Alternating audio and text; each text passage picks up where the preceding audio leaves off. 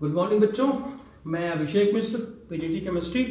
आज 10th class के लिए अपना अगला वीडियो लेकर आज की क्लास का जो मेन टॉपिक है वो आपके केमिस्ट्री के 5th चैप्टर से, जिसका नाम classification of elements and periodicity in their properties है।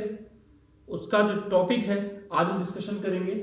वैलेंस इलेक्ट्रॉन क्या होता है, वैलेंसी क्या होती है, एटॉमिक साइज क्या होता है, इलेक्ट्रोनेगेटिविटी क्या होती है, इलेक्ट्रॉन नॉन मेटेलिक कैरेक्टर क्या है और मेटेलिक कैरेक्टर क्या है, और इनका पीरियोडिक टेबल में वेरिएशन कैसे होता है कि लेफ्ट से राइट जाएंगे तो क्या होगा across the period, and top to bottom जाएंगे ग्रुप में तो क्या फर्क पड़ेगा, इंक्रीज होगा या डिक्रीज होगा। इसके बारे में हम बात करते हैं।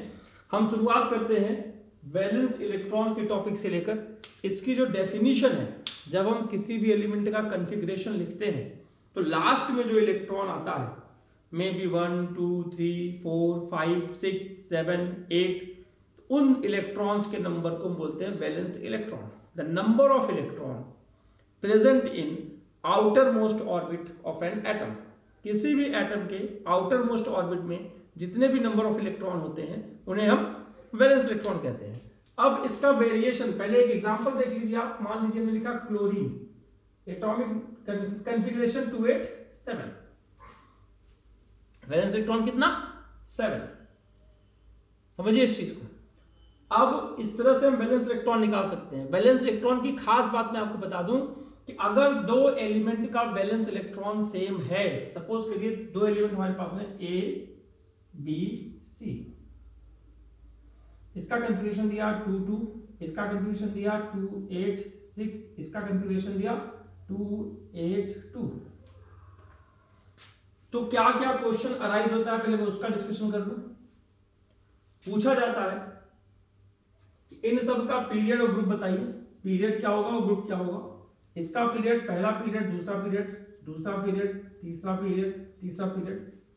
और ग्रुप की अगर हम बात करें, 2 का मतलब सेकेंड ग्रुप होता है, 6 का मतलब 16 ग्रुप होता है, आप लास्ट क्लास में देख सकते हैं, और 2 का मतलब सेकंड ग्रुप होता है।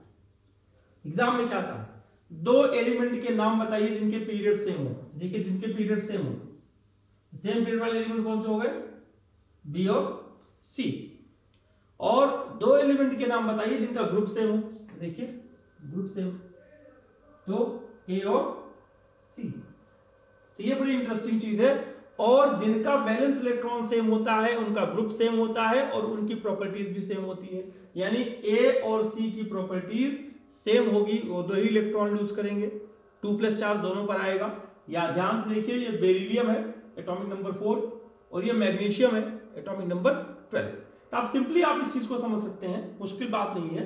तो वैलेंस इलेक्ट्रॉन से हम ये पता कर सकते हैं कि उस एलिमेंट की प्रॉपर्टी वाले एलिमेंट्स कौन कौन से हैं कॉन्फ़िगरेशन लिखने के बाद। अब हम बात करते हैं इसके वेरिएशन की। अगर हम फर्स्ट ग्रुप की बात कर लें, लिथियम से लेकर, प्लीज समझिएगा, beryllium, boron, carbon, nitrogen, oxygen, fluorine, neon भी हम ले सकते हैं, ऐसा कोई नोबेल गैस को भी लिया जा सकता है।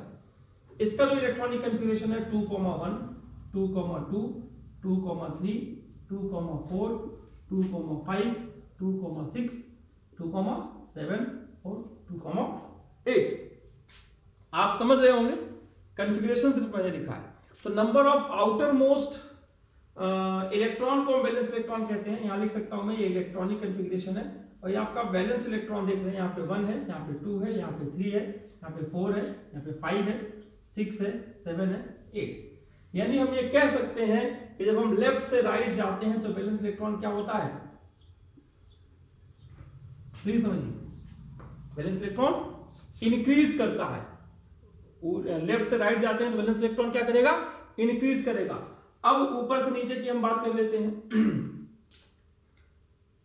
लिथियम, सोडियम, पोटेशियम, इसका 3 है, इसका 11 है, इसका 19 है, 2,1, 2,8,1, 2,8,1।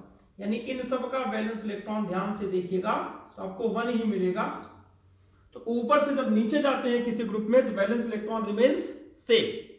This is the reason why the elements of same group exhibit similar chemical properties. उम्मीद है ये बात समझ में आ रही होगी कि ग्रुप में सभी एलिमेंट्स के वैलेंस इलेक्ट्रॉन सेम होते हैं, इसलिए उनकी प्रॉपर्टीज लगभग सेम होती हैं।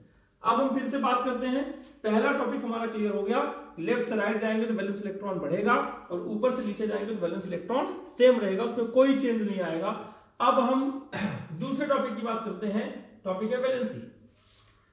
Valency is the simply combining capacity of an element, यानी अपना ऑक्टेट पूरा करने के लिए, स्टेबल होने के लिए वो कितने इलेक्ट्रॉन को लूज करता है या कितने इलेक्ट्रॉन को गेन करता है या कितने इलेक्ट्रॉन की शेयरिंग करता है, that amount of electron is called valency.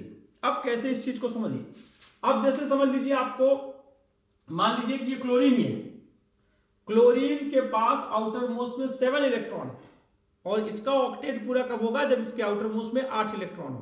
तो 8 इलेक्ट्रॉन होने की दो सिचुएशन है, या तो क्लोरीन 7 इलेक्ट्रॉन को निकाले तो 7 निकल जाएंगे तो यहां पे 8 रह जाएगा ना आउटर मोस्ट में, या फिर 1 इलेक्ट्रॉन ले ले। तो आसान क्या है, एलिमेंट्स भी हमारी तरफ थोड़े आलसी टाइप के होते हैं, मुझे लगता है कि कम में काम चल जाए। तो क्लोरीन के लिए कौन सा स्टेप इंपॉर्टेंट होगा, 7 इलेक्ट्रॉन को लूज करना या फिर 1 इलेक्ट्रॉन को गेन करना।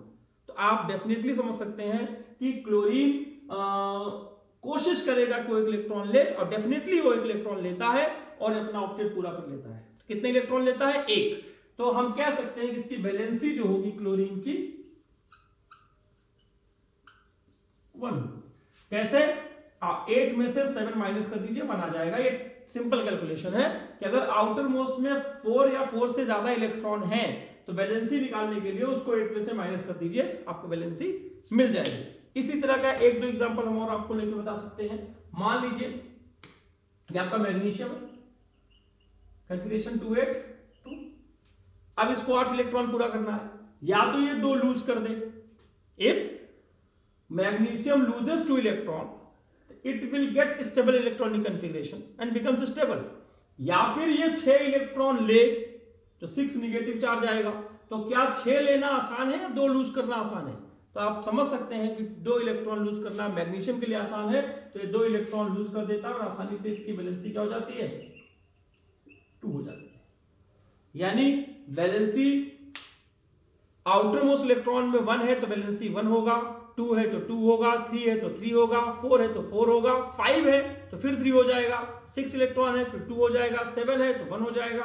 हम यहां करके देख लेते हैं, ये वैलेंस इलेक्ट्रॉन यहां पे लिखा है और इसी के नीचे हम इसकी वैलेंसी लिख देते हैं। देखिए valency, valency 1, valency 2, valency 3, valency 4, फिर से वैलेंसी 3, फिर वैलेंसी 2, फिर वैलेंसी 1, फिर वैलेंसी 0। 0 वैलेंसी का मतलब वो इलेक्ट्रॉन न तो वो एटम न तो इलेक्ट्रॉन लूज करेगा न तो गेन करेगा। यानी यहां हम कह सकते हैं कि पीरियड में वैलेंसी अप टू 4 बढ़ती है, on going left to right across the period valency increases up to 4 then decreases, उसके बाद क्या होता है, डिक्रीज होता है। तो हमें हम वैलेंसी के फॉर्म में नहीं लिखना, हम तो ऐसे लिखेंगे, लिथियम से ज्यादा वैलेंसी होगी बेरिलियम की, बेरिलियम से ज्यादा किसकी, बोरॉन की, बोरॉन से ज्यादा कार्बन की, फिर कार्बन से कम नाइट्रोजन की, फिर ऑक्सीजन की, फिर फ्लोरीन की, फिर नियॉन की। ये बात हमें समझनी पड़ेगी। हम वैलेंसी कम कर रहे हैं, इन एलिमेंट की बात कर रहे हैं कि जब लेफ्ट से राइट जाते हैं तो वैलेंसी क्या होती है, पहले बढ़ती है कार्बन तक, फिर उसके बाद कम होने लगती है। In case of valence electron हम यहां कह सकते हैं कि वैलेंस इलेक्ट्रॉन लगातार बढ़ते जाते हैं, यहां कम होने का कॉन्सेप्ट नहीं आता। In case of same group जब नीचे जाते हैं तो यहां वैलेंसी भी 1 ही रहती है, वैलेंसी यहां भी 1 है, यहां भी 1 है, यहां भी 1 है।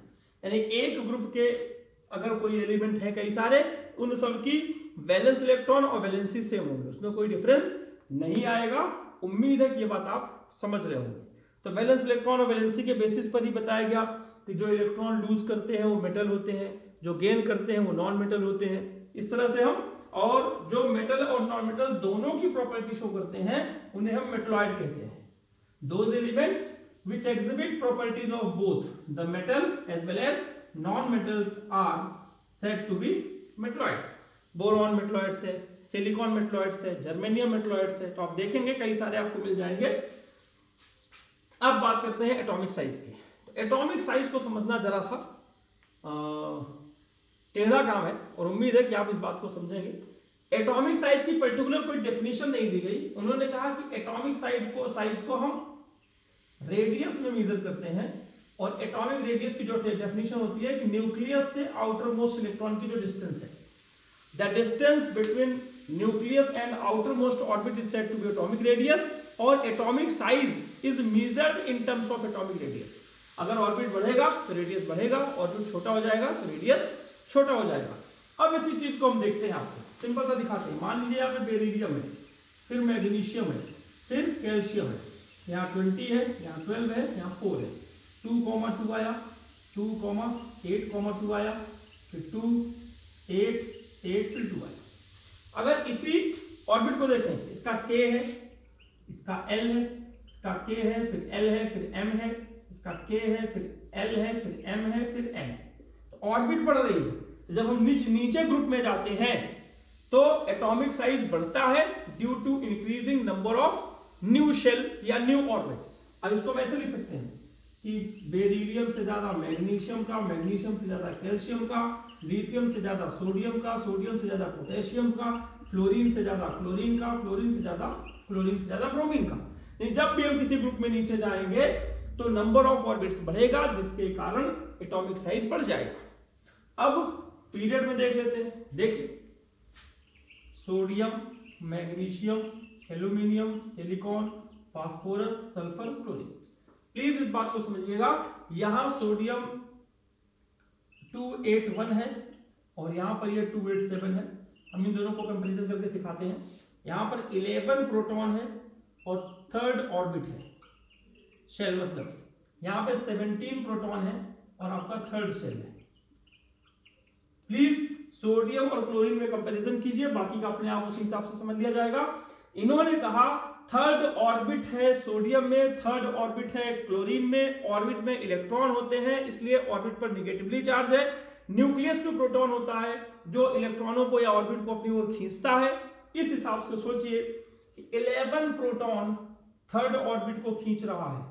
मैं बता देता हूं, यहां में ये आपका 11 proton first orbit, second orbit, third orbit, यहाँ पे 11 प्रोटॉन इसको खींच रहा है और यहाँ पे देखिए कितने प्रोटॉन है, 1, 2, 3, यहाँ 17 प्रोटॉन है।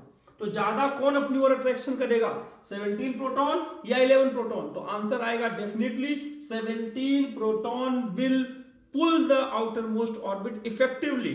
दैट इज वाई इस क्लोरीन का साइज थोड़ा सा छोटा हो जाएगा, ज्यादा तेजी से खींच रहा है, यहां पर ऐसा नहीं होगा। दिस इज द रीजन कि सोडियम का साइज बड़ा होता है और क्लोरीन का साइज छोटा होता है। ये आपको समझने वाली बात है। इन लेफ्ट से राइट जाते हैं तो एटॉमिक साइज डिक्रीज कर जाता है, ये मैं कहना चाहता हूं। और ऑर्बिट सेम रहे और प्रोटॉन बढ़ने लगे तो बोलते हैं न्यूक्लियर चार्ज बढ़ रहा है, इसी को बोलते हैं इफेक्टिव न्यूक्लियर चार्ज। क्लोरीन का ज्यादा है और सोडियम का कम है, तो जिसका इफेक्टिव न्यूक्लियर चार्ज ज्यादा होता है उसका साइज छोटा होता है। Number of protons present in nucleus is called nuclear charge, और when the nuclear charge is increases and number of orbit remain same, we can say that effective nuclear charge increase कर रहा है, या simply you can say कि nuclear charge increase कर रहा है जिसके कारण साइज डिक्रीज कर रहा है। तो आप ये समझ रहे हैं कि किसी भी पीरियड में जब हम जाएंगे लेफ्ट से राइट तो एटॉमिक साइज क्या हो जाएगा, कम हो जाएगा। तो ये हमारे तीसरा पॉइंट ये हमारा कंप्लीट हो गया।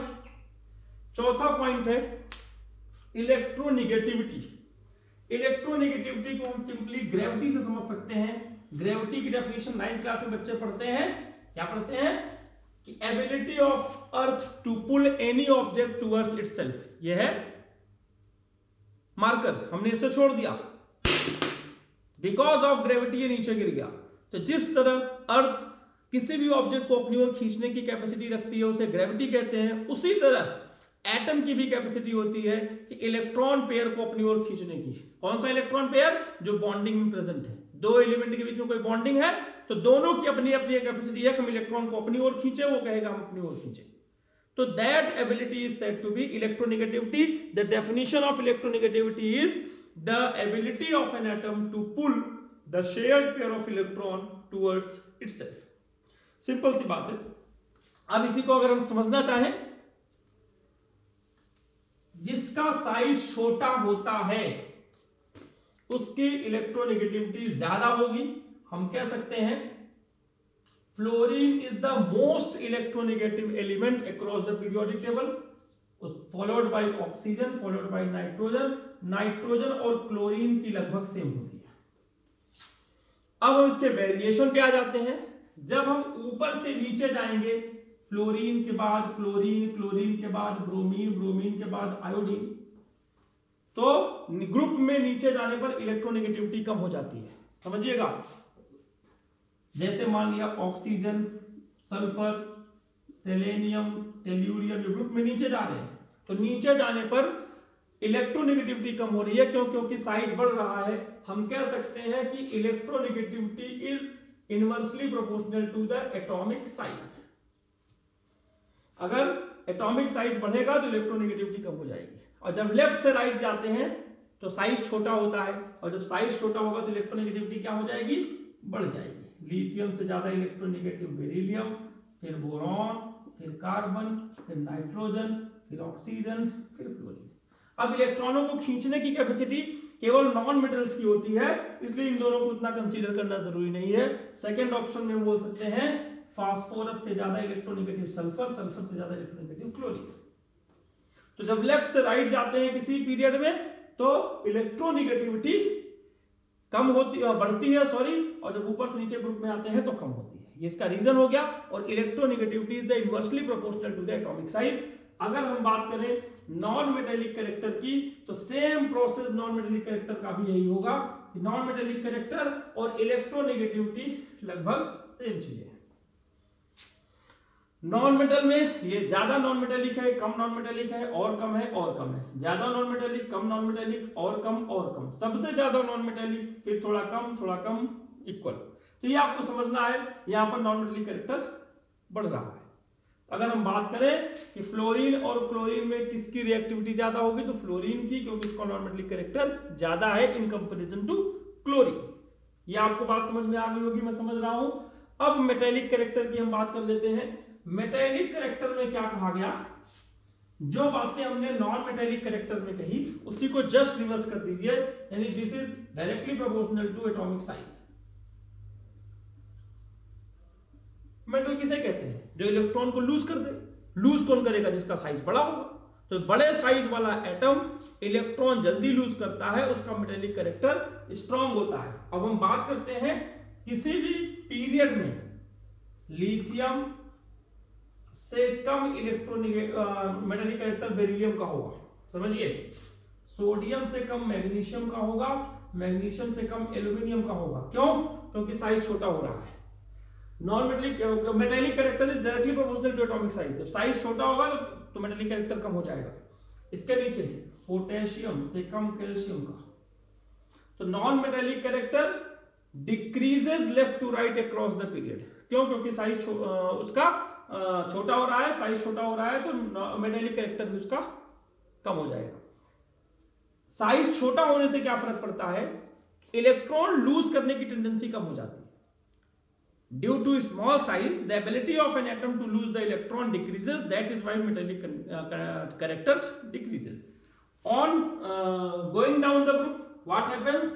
Atomic size बढ़ता है। लिथियम से बड़ा है सोडियम, सोडियम से बड़ा है पोटेशियम, पोटेशियम से बड़ा है रुबिडियम, रुबिडियम से बड़ा है सीजियम। ये सब आप लोग पढ़ोगे बड़ी क्लासों में। बेरिलियम से बड़ा है मैग्नीशियम, मैग्नीशियम से बड़ा है कैल्शियम, कैल्शियम से बड़ा है स्ट्रोंशियम, स्ट्रोंशियम से बड़ा है बेरियम। ये बेरियम है, ये बेरिलियम है, कंफ्यूज मत होइएगा। अब इन्होंने कहा नीचे जाते हैं तो साइज बढ़ता है। अब साइज बढ़ता है तो इलेक्ट्रॉन को लूज करने की टेंडेंसी बढ़ती है। बड़ा एटम इलेक्ट्रॉन जल्दी लूज करेगा। क्यों? क्योंकि उसका न्यूक्लियस बहुत दूर है, फोर्स ऑफ अट्रैक्शन कम होगा। तो डिस्टेंस ज्यादा होगी न्यूक्लियस से, तो उस इलेक्ट्रॉन को जल्दी निकाला जा सकता है, यानी उसकी मेटेलिक कैरेक्टर्स ज्यादा हो जाएंगे। तो metallic properties increases down the group due to increase in atomic size, ability of an atom to lose the electron increases. तो उम्मीद है कि आपको ये बात समझ में आ रही होगी। मैं समझता हूं जहां तक हमारा चैप्टर यहां पर कंप्लीट हो जाता है। एनसीईआरटी की एक्सरसाइज में लास्ट क्वेश्चन है, साइज का ऐसे कंपैरिजन किया है एबीसीडी देखिए कि किसका मेटेलिक कैरेक्टर कम है, किसका ज्यादा है, कौन किसका साइज छोटा है, किसका साइज बड़ा है। तो ये बातें आप जरा देखिएगा। और आगे की क्लासों में हम डिस्कशन करेंगे कुछ ऐसे नए नए क्वेश्चन उठा के उन क्वेश्चनों को कैसे सॉल्व किया जा सकता है। और होमवर्क में मैं कहूंगा कि एनसीईआरटी के सारे क्वेश्चन 5th चैप्टर के आप कंप्लीट करिए।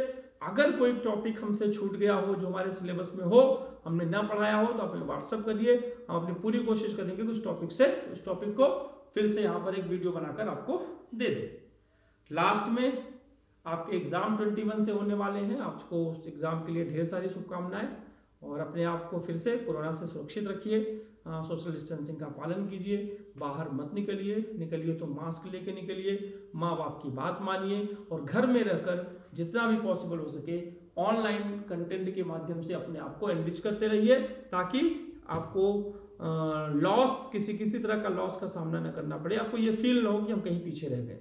अगर किसी बच्चे की कोई क्लास मिस हो गई हो, हमारे पुराने वीडियोस को फिर से देख सकता है, कोई बात ना समझ में आ रही हो तो आप हमें पर्सनली कांटेक्ट कर सकते हैं। फिर से नंबर मेरा आपको सबको पता ही होगा जो कि आपको व्हाट्सएप पे मिल जाएगा। तो आज की क्लास में बस इतना ही, धन्यवाद।